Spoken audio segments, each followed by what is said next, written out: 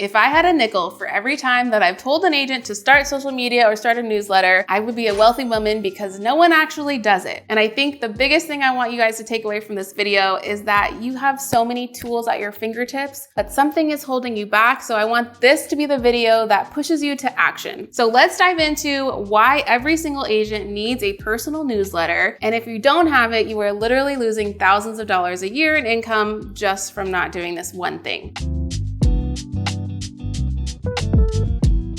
Okay, so agent newsletter, right? What does that mean and why should you have one? So it's literally just you signing up with an email platform, something like a MailChimp or a Flowdesk. Those are the two big ones that I use, honestly. There's probably more, but unless you are taking your personal opinions about real estate and sharing that with your database, there is a disconnect between you and the agents who are doing it. I think this goes to show too, there's like the amateur agent versus the expert agent. And not to say that amateurs can't have newsletters, but it's just taking that initial effort and the belief in yourself that you have something of value to say versus the expert knows they have value. They have belief in what they're saying on their email agent newsletters.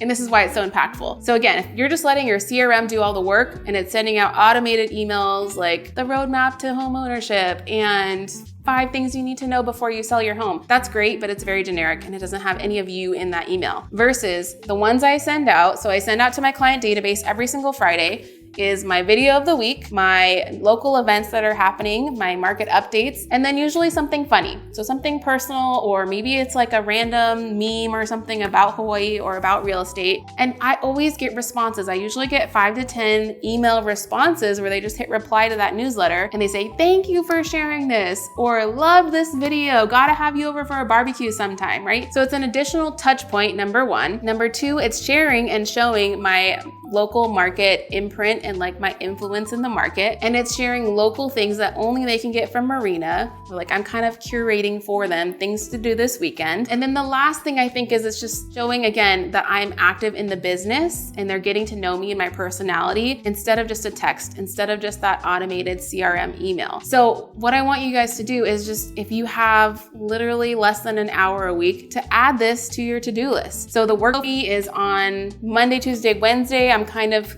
collecting and going through my emails that I get from other companies. Like I get Honolulu Magazine, I get the Every Girl, like just random cultural and local event newsletters. And then I'm sending those links to my assistant just to say, hey, add this to the newsletter, add this to the newsletter. By Thursday, she has that newsletter drafted and ready to go. And then I just give it an overlook of like, okay, looks good, looks good. Oh, change this, fix this link, blah, blah, blah. She has me write the little description for the video of the week. And then she schedules it out to send every Friday. And that is it. It literally takes me less than 15 minutes now that I have a system and process for it. In the beginning, it took longer. Like it probably took me 30 minutes or so because I was worried about the design. Well, now I have a template, so I don't have to recreate the wheel every week. I literally just drag and drop and duplicate, and it gets so much faster. So same thing, using AI. If you don't know what to put for your subject line, make a list of the 3 things that's in your newsletter, send it to ChatGPT and say, make a subject header or a catchy or clickable or like whatever type of header, and then it'll come up with a subject line for you. It'll even add emojis. Like,